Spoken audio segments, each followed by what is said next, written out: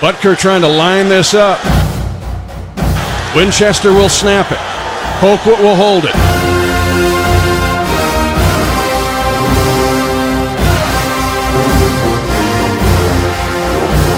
20-20 tie. High snap pulled down. Butker's kick is out. It is right down the boulevard. It's good. And the Chiefs take a 23-20 lead with 4 seconds left in regulation. And Harrison Butker kicks some. You know what?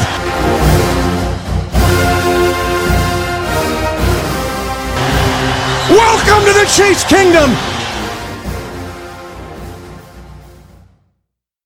How's it going, Chiefs Kingdom? You're listening to the Arrowheads Abroad Podcast with myself, Brad Simcox, the Arrowheads Abroad Supremo, Tom Childs, and backing us up at safety is Dave Barnett. How we doing, boys? Yeah, good. All right, mate. Yeah, good. Not bad. Yeah. I'm pleased that we finally got round to recording. It's taken a while to get here, but yeah. Partly because me and Tom were having a flag football conversation. And it wasn't really good for the podcast, no? Well, no, the fact was Brad said he was going to make a cuppa, and then me and Tom just started chatting away because we were like, okay, Brad will say something when he gets back. We were chatting for a good 15 minutes, and then Brad all of a sudden goes, so when are we going to get started? And we were like, just sat having a cup of tea. he'd just been sat listening to us for like 10 minutes. I was like, what are you doing? You weird bastard. Just say something. I was interested in flag football. I thought I could hear some like heavy breathing, but obviously that was just Brad. Yeah. Oh, that was me surfing the net at the time. Just carry on, lads. After dark. Arrowheads Abroad Podcast. After dark. After dark, yeah. Yeah, you two are all chummy with me at the minute, but I've got a bone to pick with you two. Why? What have we Previous done? podcast. What was all that about? It was good though. Good. What? Good quality It was content. very good, I'll agree. It was very good. But, I know that it's a foreign concept to you, that Brad. But yeah, I was actually listening back going, God, am I actually part of this? So privileged that these guys let me join in every week. Do I sound like this every week? No. Yeah, you two were conspiring against me to try and get me off the podcast yet again because you had your good friend on there, Mr. Craig Stout. I mean, to be fair, that's the first time we've had him on. Yeah, and you seem to get on like a house on fire. We do. Well, Yeah. he actually likes football. Yeah, I was going to say, yeah. And But because you were getting on so well, it makes me wonder whether you've been doing secret podcasts behind my back. well, this is now that was the second podcast in a week or two that it was me and Dave or me and Dave and someone else. Yeah. So we're slowly but surely getting to where we want to be as a show, and there's going to be a lot of good quality content minus a Geordie. Yeah, this is the plan all along. When we set out with the podcast, this was always the plan. To be fair, you don't hear many podcasts with a Geordie on it, do you? There's a reason for that. Yeah, I was going to say, especially one going out to foreigners, like Who were going, I don't understand what he's saying. yeah. Americans must like listen to our podcast and think, oh my god, listen to like the difference in accents, because we have got 3 separate accents. There's no denying that. Yeah. But in comparison, England's such a small country to America, and yet our accents are so vastly different. I don't know why it's like that, America. Dave might, because he knows everything. But in general, we have different accents for no reason that can be explained. I could go an hour up the road and they talk really silly. Yeah. And Really I'd imagine it's partly to do with the age of the country itself. That would be my best guess, because obviously America sort of spread out from the one location, sort of the northeast eventually, and spread over the country, whereas obviously England's been around as a country for many, many more centuries, so probably has developed more over time. But that'd be my best guess. It sounds like the History Channel podcast now, right? Yeah. like we said, high quality content. Yeah. Exactly. Why do you always talk crap like that when I'm on? Just saying. You're lowering it to my level. Yeah, but we wanted to get make you feel involved again, bro. Feeling comfortable, yeah. I'm talking to like normal people. Yeah. Anyway, if you haven't listened to the previous podcast, go and listen to it. It is actually really good. Craig Stout on there from Arrowhead Pride really gives us a good it's kind of weird defensive because breakdown, doesn't he? we always get more listens as well. So Only a few more. Just saying. Just saying. All right. Okay. I don't want to belittle your efforts, Brad, because you do put in effort.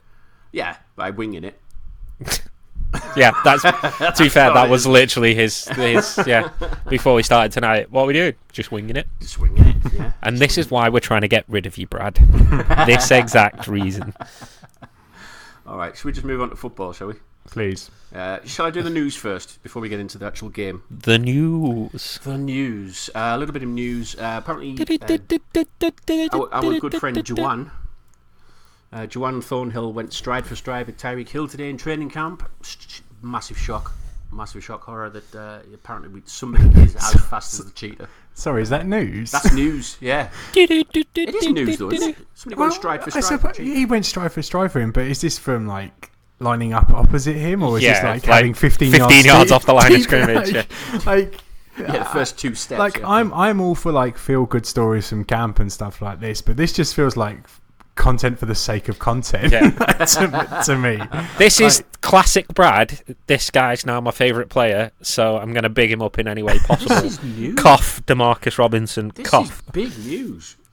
If you say so, Brad, but all you're saying is, Juan Thornhill can keep up with the fastest player in the league. So, what does that mean? He can keep up with any player in the league now? Is this the story, Brad? Yeah.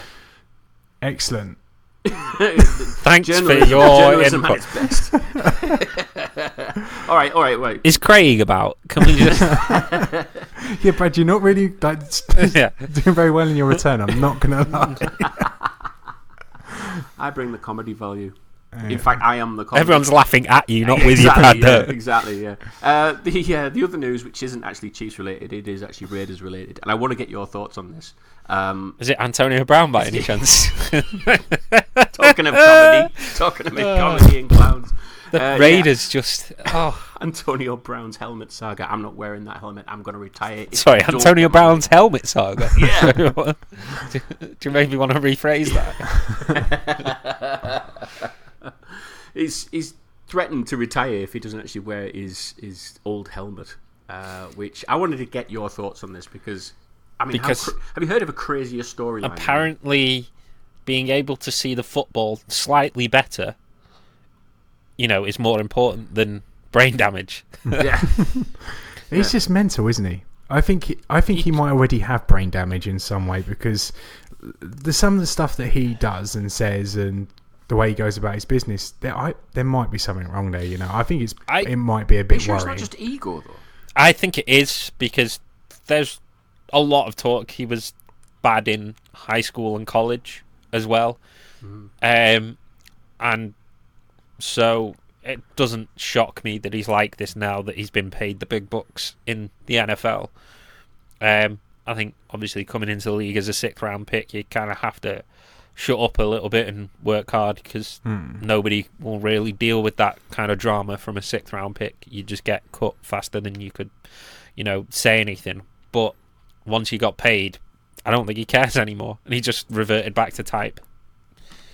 I don't know if it is as simple as that. I worry there's something wrong there because just this whole saga just doesn't make any sense at all. Yeah, there's being a diva, and then there's this. And look at I just look at other guys that have been around in the league longer than he has and taken as bigger hits, if not more hits, than he has, and a perfectly stable, sensible human beings. Like football has divas; it's always been the case. Look at Terrell Owens, for example. You have those characters appear every now and again, and I think he's just one of those. And I think he's kind of at the point where he's made a shit ton of money and he doesn't really care anymore. Mm-hmm. Yeah, that's literally all. Yeah, but I'm sure.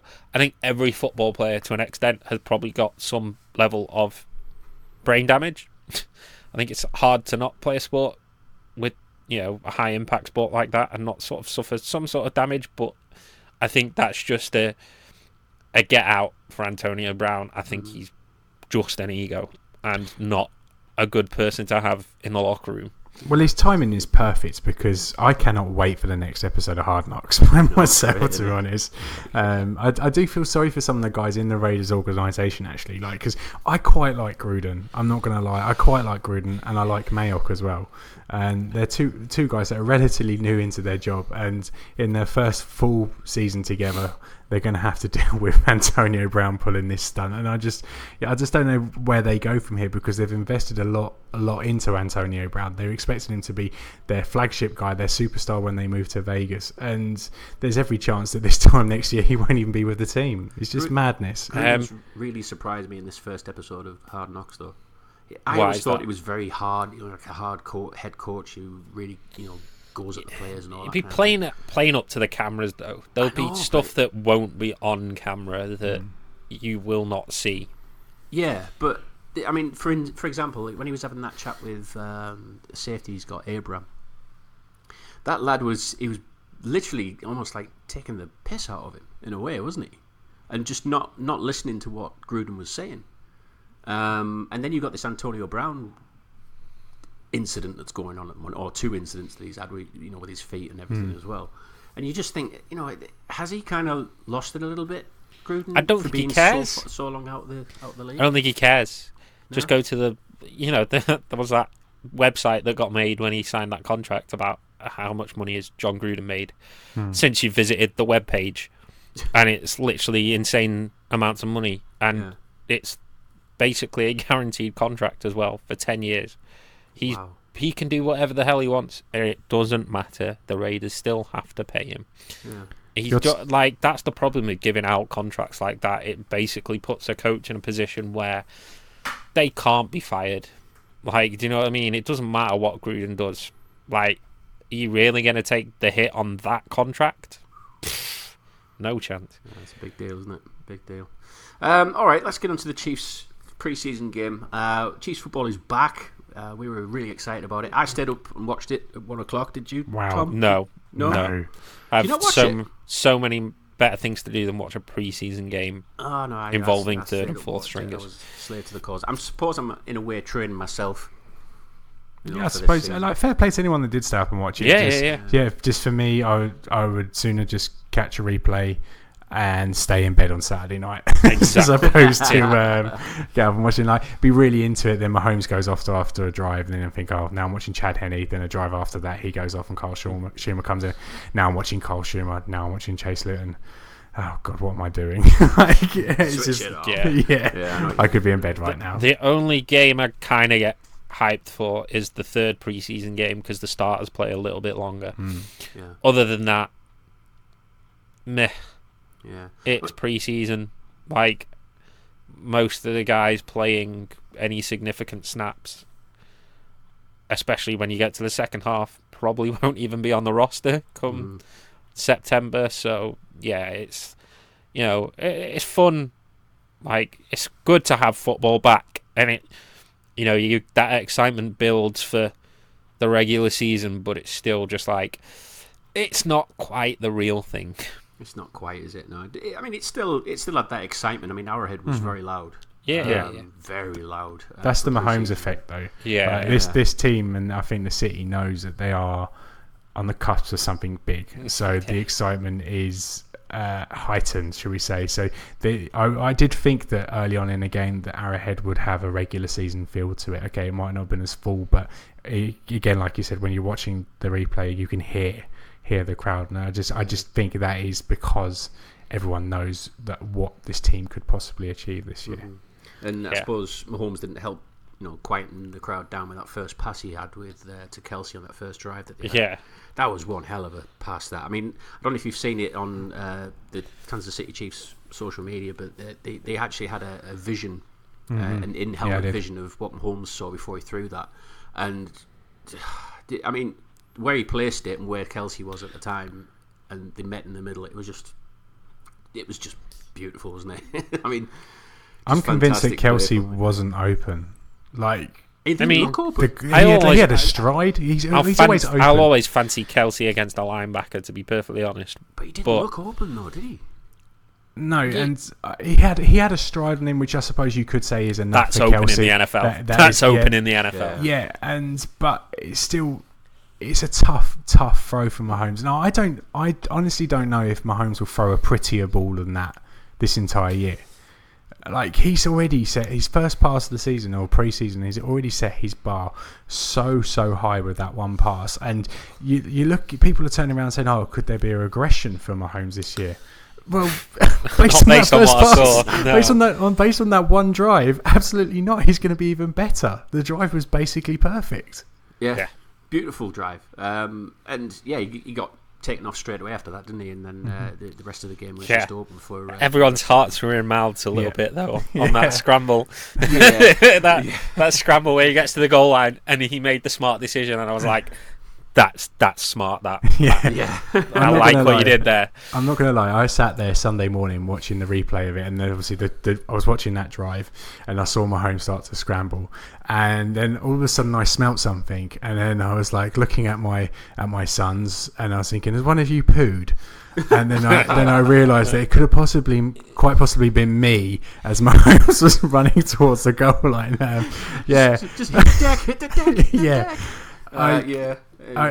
A year ago, he's taking that hit 100%. Oh, I mean, regular season, he's taking that hit. I think as well. pre-season, he's taking that hit. Maybe as well. Last year, I think he's just had grown more so to prove. much. I think last year as well, potentially. But. Fair point. But I think he realises now how important he actually is.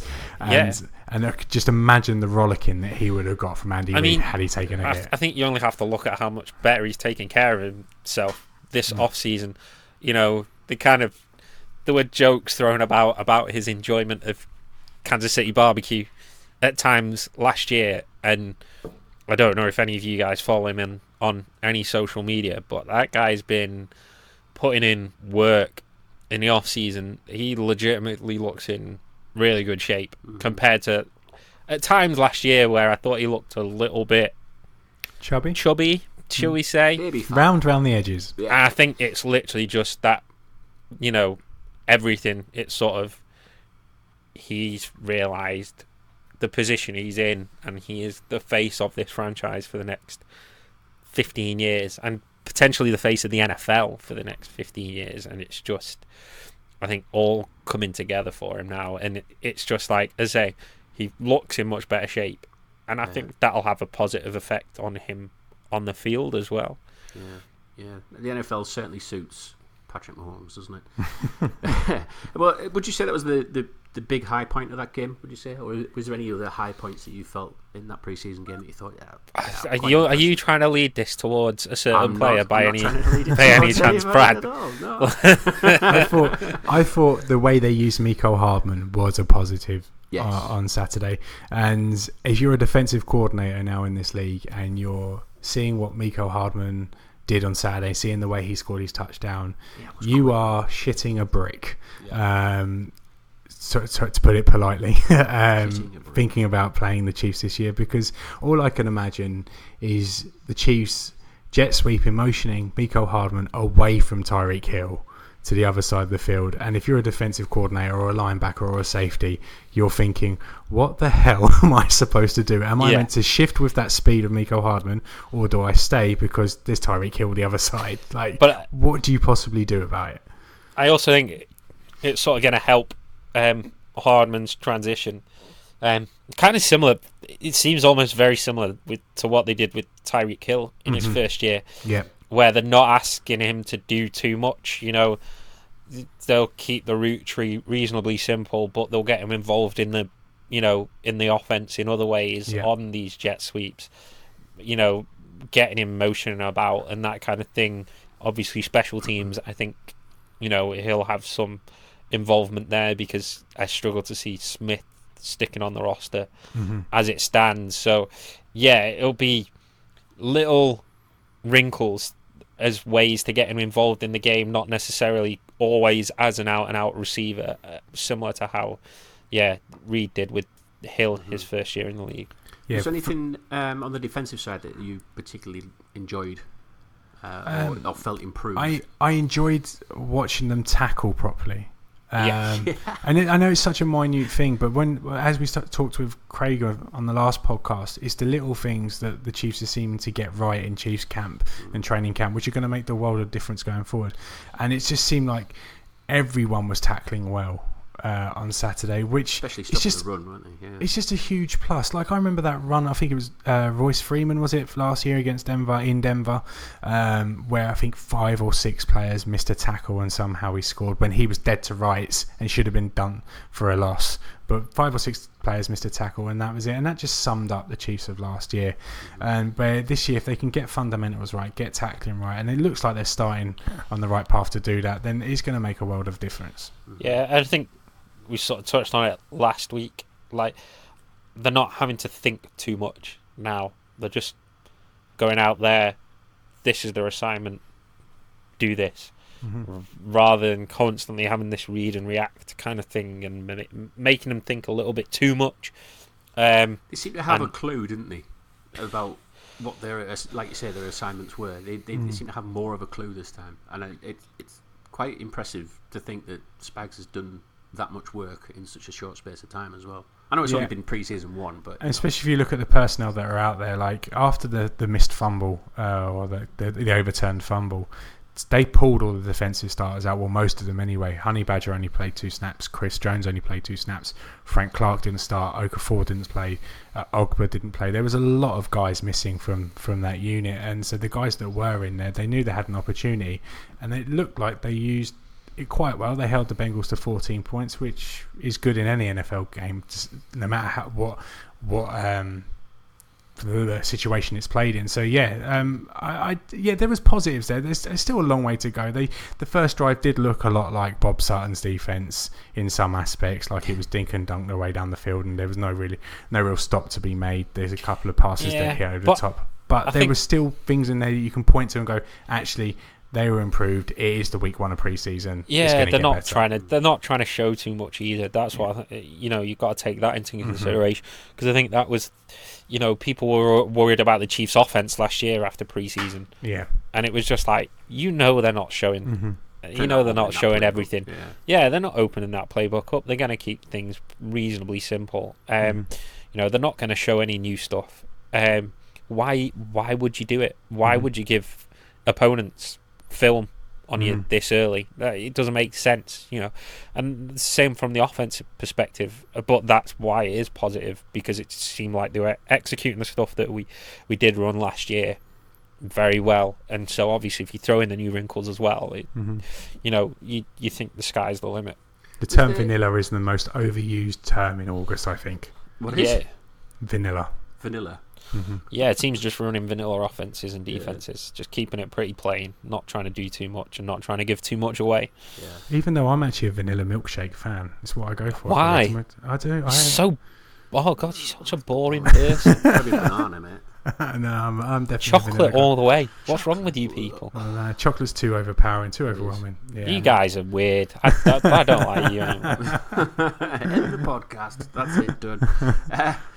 Was there anything that you felt you weren't impressed with, or you felt that the Chiefs could work on a little bit more? I personally wasn't impressed with the depth at wide receiver, but at the same time, I think there's been too much made about the depth at wide receiver and its importance, because I had a look earlier at last year's receiving stats, and receivers not named Conley, Robinson, Hill and Watkins, do you know how many receptions they combined for in total in the regular season?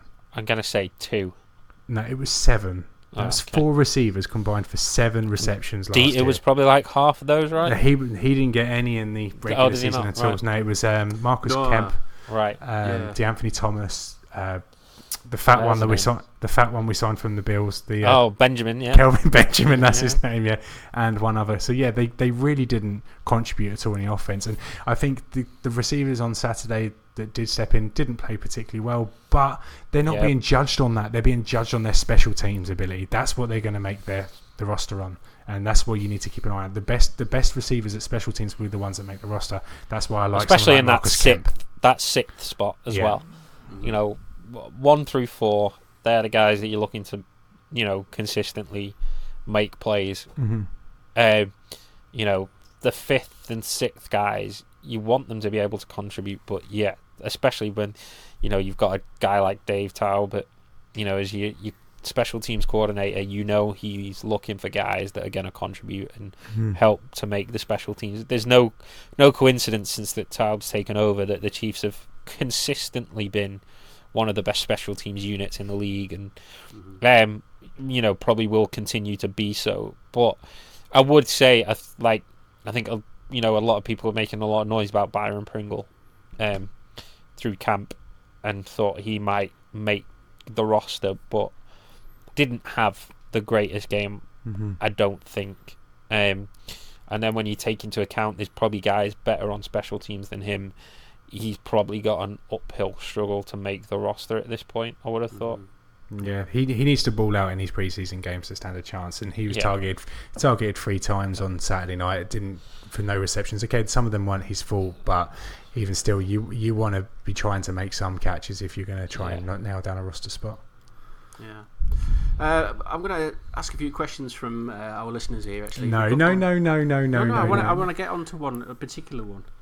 Okay, go on then. Why? What do you want to say then? Well, no, I'm sitting there thinking there's a player that you want to talk about, Brad. There is, and this question links to it really. Okay.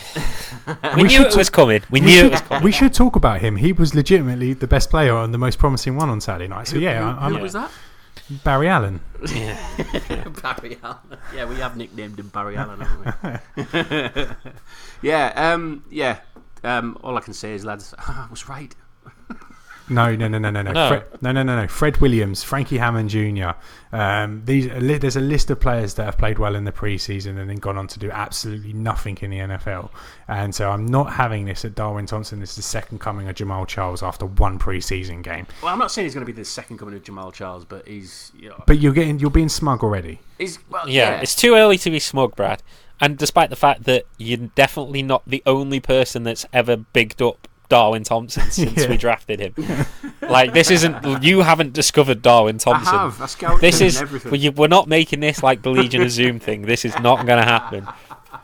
At the end of the day, me and Dave are the ones for calling for the Chiefs to draft Patrick Mahomes 2 months before they did.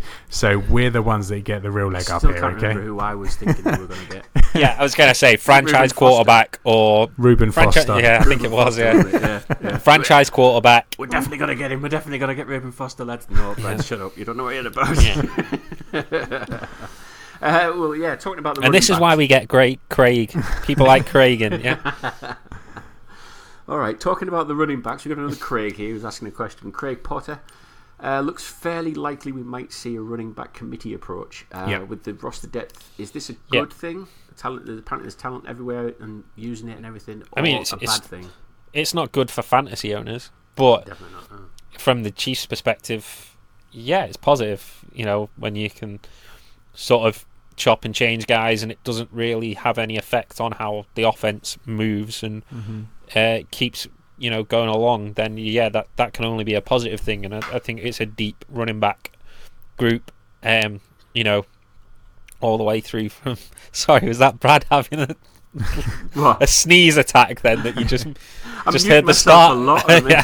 Heard the start of a sneeze and then it suddenly went silent and I was like, oh, there we go. The mute button was like a little bit too far away. Sorry, but it's all right, mate. Don't worry about it. See, this is why we're trying to get rid of him, Tom. Craig Stout wouldn't have done it, would he? Or Ryan. No. But it's a deep running back group, and I say I wouldn't feel uncomfortable with any of the 4 guys that are likely to make the roster being in there at any point during a game. I kind of, it's one of those positions, especially when you look at Damian Williams, he's never been a feature back throughout his career. So it's almost like you kind of were maybe expecting a little bit too much, and always kind of had that feeling in your back of your mind that, especially with the Carlos Hyde signing, that maybe that this was what was always sort of being planned in the background. Yeah. Talking about Carlos Hyde, he's been getting a bit of flack recently, hasn't he? Just after that one game that everyone's going, he's probably not the signing that we were hoping he was going to be. It's preseason. I'm not going to lie. I thought Carlos Hyde had a interception at one point. Because for some strange reason they can give two players the same number in pre-season, and I didn't realise that until Saturday night. And they obviously went for this Hail Mary, and then next Carlos Hyde, or so I thought was Carlos Hyde, is the running. commentator said Carlos Hyde. Like, what's going on? Like, what world am I living in? Interception, Carlos Hyde. Like what? But he's got wheels. Yeah. But no, Carlos Hyde. It's tough to go after him after one preseason game, isn't it? Yeah, the guy's got bags of experience. Okay, he hasn't played particularly well the last year, but I personally love him. I think he's a good running back and will have plenty to offer. He's north-south. He's very aggressive in the run, goes in hard, and I think down the goal line is probably where he's going to make his money. Him and Darrell Williams, the pair of them are going to be the guys that get the ball when we're like, I don't know, first and goal at the 5, 4, 3, 2, 1. That's where Carlos Hyde is going to make his money. Yeah, I can see Darrell Williams sort of falling into the role he had at LSU a little bit, where he, when teams are getting tired in that second half, he'll just come in and bowl through guys, and then he could be fun to watch in some games this year. A closer. Yeah, almost. Yeah, he had obviously the guys he was behind at LSU, and then sort of he comes into a situation like the Chiefs and wasn't afraid to compete there, and it's like, that's the kind of guy I'd like to see stick on a roster. He's not afraid of competition. He's willing to work to get the reps and not try and walk into an easy situation. I want to talk about the other side of the ball, obviously the pass rush. Booker Brown has asked, are K-Pass and Speaks going to be significant contributors this year? Nope. No? Speaks maybe, because Speaks is probably going to get kicked inside. He had to play on the outside this weekend because all the guys ahead of him were out, so he saw significant snaps. Tano Passanio was not impressive on Saturday night. Yes, he got a sack, but really and truly he wasn't very good. Didn't generate much pressure at all. I think the wrong way around there, mate. Would you think he was good? I didn't think Speaks was. I don't think any of them were any good, personally. I say, the thing is, Speaks is not an out-and-out. He was playing in the wrong position on Saturday night. Yeah. He's going to get kicked inside, so he's going to keep his place. He will be able to contribute, rotating in with Nardi and Saunders and Jones. But Cassano, he's got guys ahead of him that are legitimately much better than him. And there's a clear gap in talent between him and the guys above. And I just don't think he's going to be in enough to contribute if he even makes the roster. Yes, I thought he could make the roster last week, judging from what we've read in Cheese Camp. But then it comes to this game, and he just wasn't very good. I still think he will make the roster just because he's not costing a lot, and they still want to see what they've got. I can see that situation going ahead for sure. Yeah. Okay. Let's do stock up and stock down. Should we do 3 players each or not? Wow, that's a lot. Or one after one preseason game. Yeah, one player each. Let's start with the stock up then. Who was the player that you felt has increased his stock value in this team? Blake Bell.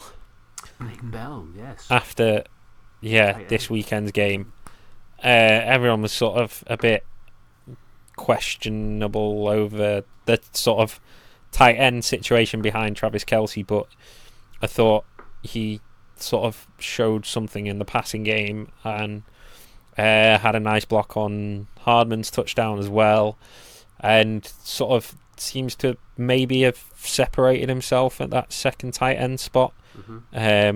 Obviously I know Lovett went out with an injury, so I don't know. I haven't heard anything more on that. I don't know where that's at. But yeah, I certainly think he showed enough that he's looking like the favourite for probably the number 2 tight end spot right now. Right. Okay, so you're quite impressed with him. Good. Okay. Tom, do you have any stock value high on any player? I didn't think he could get any higher, but Patrick Mahomes.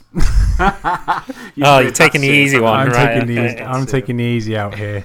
His stock is definitely soaring at the moment. All these guys saying, he's going to regress.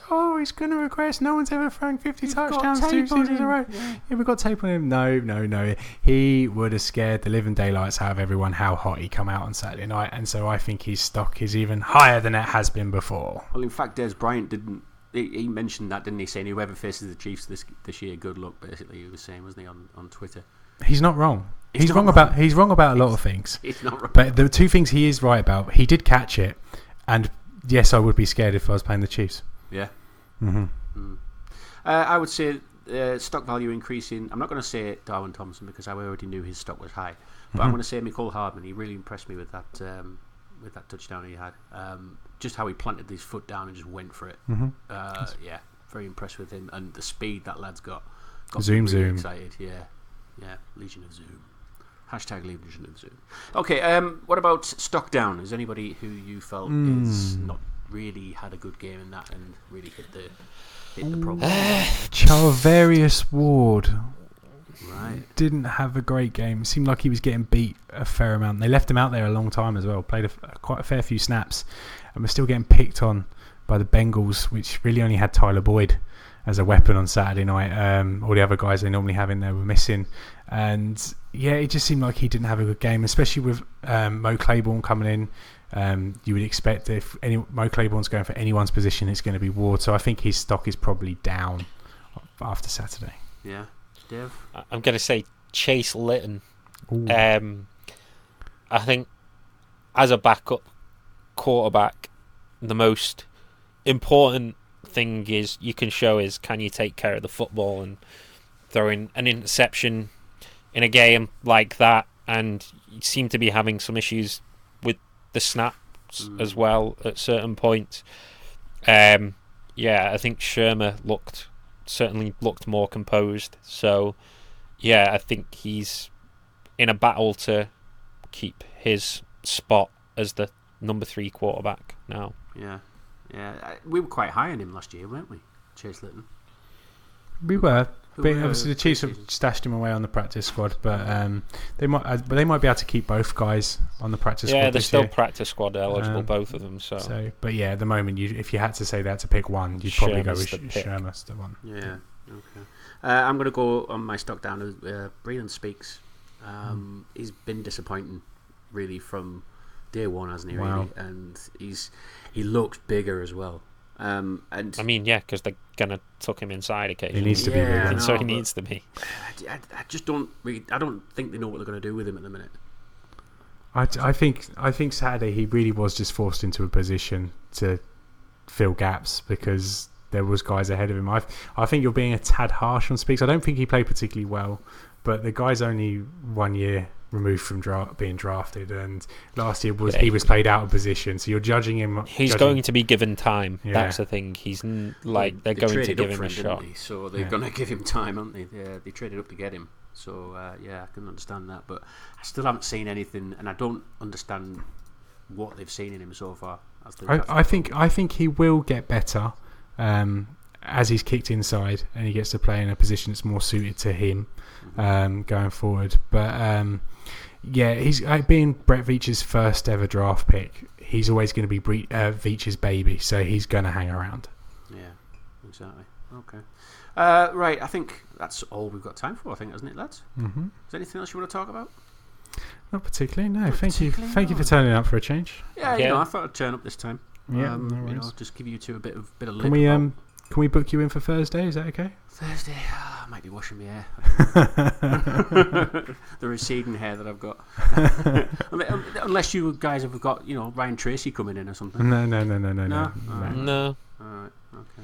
We're still negotiating a contract. Yeah, I was going to say.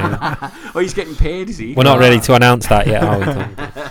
We have to get him on at some point. Basically, it's like a Chris Jones situation. We value him at X amount. He values himself slightly higher. But we'll hammer those details out, I'm sure.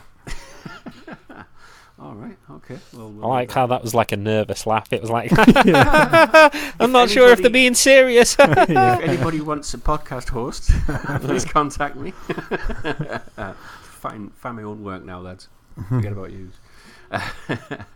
All right, then. Well, that's all we've got time for the Arrowheads Abroad podcast. Let us know your thoughts on the Arrowheads Abroad Facebook page and Twitter page at KCChiefs_UK. And from one kingdom to another, we'll speak to you again soon on Thursday.